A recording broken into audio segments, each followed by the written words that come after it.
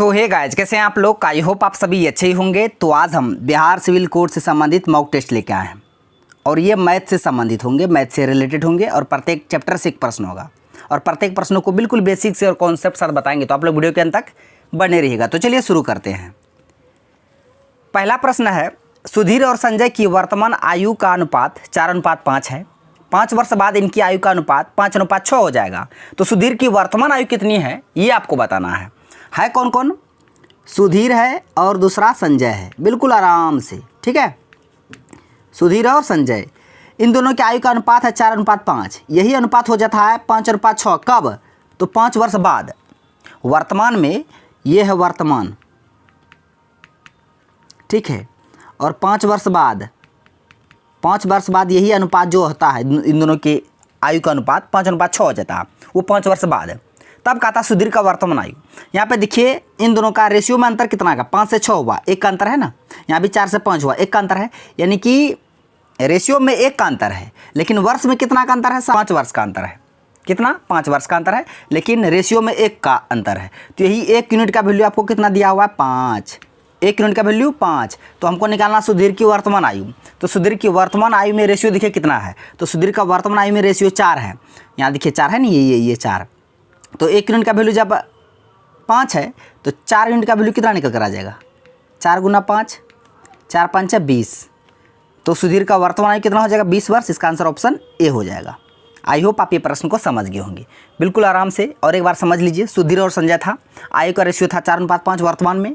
5 वर्ष बाद वही रेशियो 5:6 हो गया। तो यहाँ हम देख लिए कि रेशियो में अंतर 1 का है। अगर अंतर समान नहीं रहेगा तब उस सिचुएशन में अंतर को समान करना पड़ता है, लेकिन यहाँ अंतर समान था इसलिए कोई दिक्कत नहीं है, बिल्कुल आराम से बना लिए। यहाँ अंतर 1 का था लेकिन समय में अंतर 5 वर्ष का था। तो 1 यूनिट का वैल्यू 5। तो हमको सुधीर का वर्तमान आयु चाहिए। तो सुधीर का वर्तमान आयु में रेशियो था 4। तो 4 यूनिट का वैल्यू 4 × 5 = 20। इसका आंसर ऑप्शन ए हो गया। अब बढ़ते हैं अगले प्रश्न की ओर। इसी तरह से बहुत ही अच्छे तरीके से बताएंगे। अगर वीडियो अच्छा लगेगा तो लाइक भी कर दीजिएगा। प्रश्न है 5/33, 25/11, 20/55 और 15/77 का लघुत्तम समवर्तक कितना होगा? जब भी फ्रैक्शन में आपको एलसीएम एचसीएफ पूछेगा तो कुछ नहीं करना है। तो देखिए जिस तरह के उदाहरण दिए हम, 2/3, 5/4, इसका अगर कहेगा आपको एलसीएम तो क्या करना है? ऊपर वाला का एलसीएम लेना है, 5 और 10 का एलसीएम 10, और नीचे वाला का एचसीएफ लेना है। तो 3 4 का एचसीएफ 1, यानी कि इन दोनों का जो फ्रैक्शन है इसका एलसीएम आ जाएगा 10/1। और एक देते हैं हम 3/4, 9/2। इसका कहेगा अगर एचसीएफ, क्या कहेगा? एचसीएफ कहेगा तो ऊपर वाला का एचसीएफ निकालना। इन दोनों का एचसीएफ कितना होगा? 3 होगा।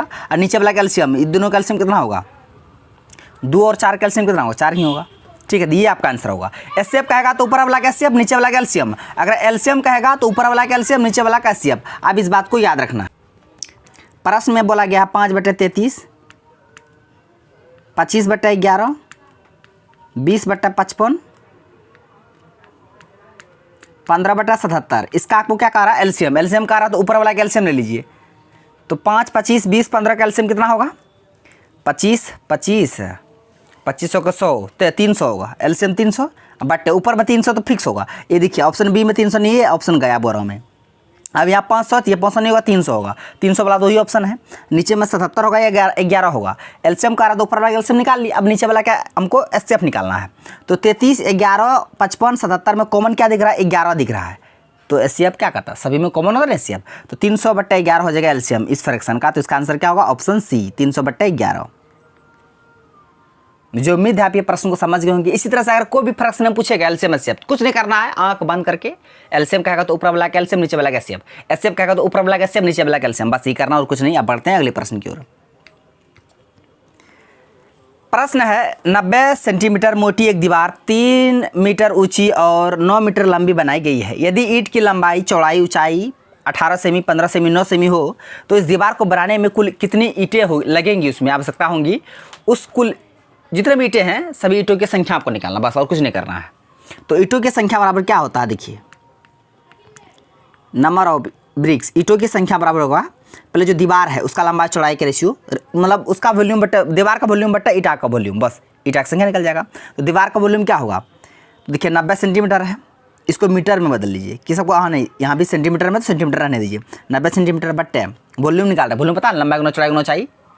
और 3 मीटर ऊंची है तो मीटर को सेंटीमीटर बदलिएगा तो 300, 1 मीटर में 100 सेंटीमीटर होता है, और 9 मीटर में 900 बट्टे 18, 15, 9, इसको काट दीजिए।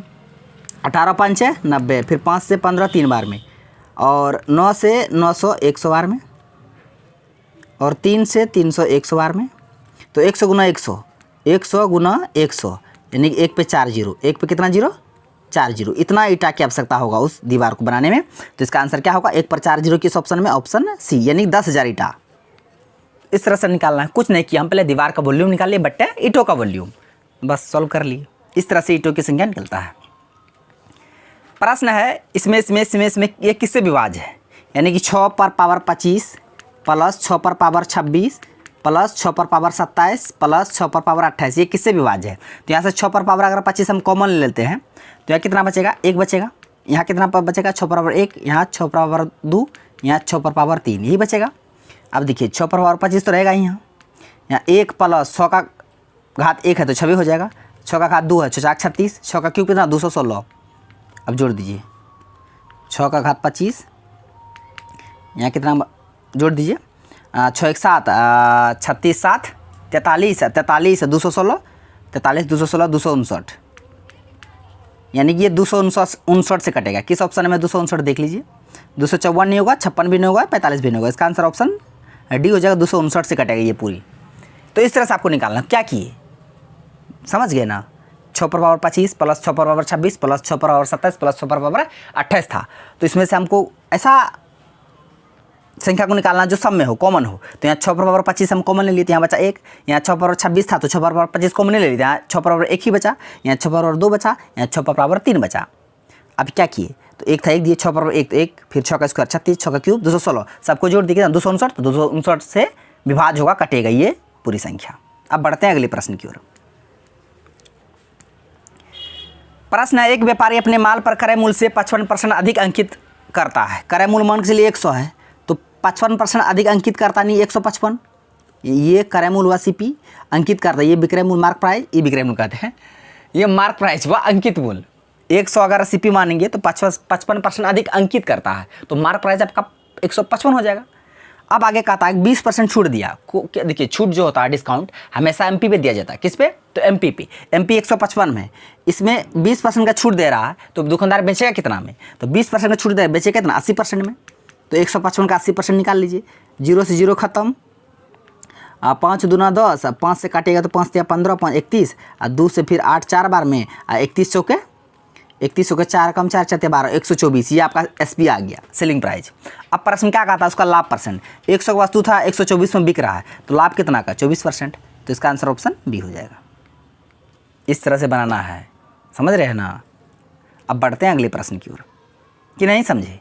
क्रय मूल्य से 55% अधिक अंकित क्या है, तो क्रय मूल्य 100 माने तो एमपी 155 हो जाएगा। और डिस्काउंट हमेशा अंकित मूल्य पे दिया जाता है, तो 20% का छूट दे रहा है डिस्काउंट, तो बेच रहा है कितना 80% में, तो 155 का 80% निकाले कितना 124। अब कहता कितना लाभ, 100 का वस्तु 124 में बिक रहा है, तो 24% का लाभ, इसका आंसर ऑप्शन बी हो गया।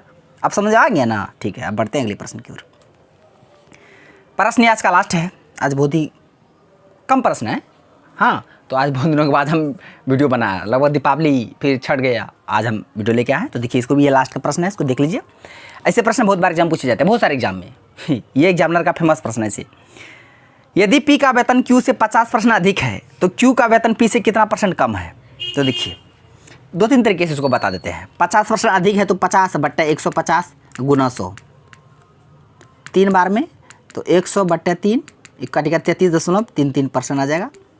इसका आंसर ऑप्शन सी हो जाएगा। ऐसे बनाइए, मतलब अधिक बट्टे 100 प्लस अधिक गुना 100, समझ रहे ना। या तो ऐसे बनाइए, पी का वेतन क्यू से 50% अधिक है, पी है क्यू है, क्यू से 50% अधिक, मतलब अगर क्यू 100 तो ये 150, काट दीजिए, 3 2 से कटेगा ये, है ना।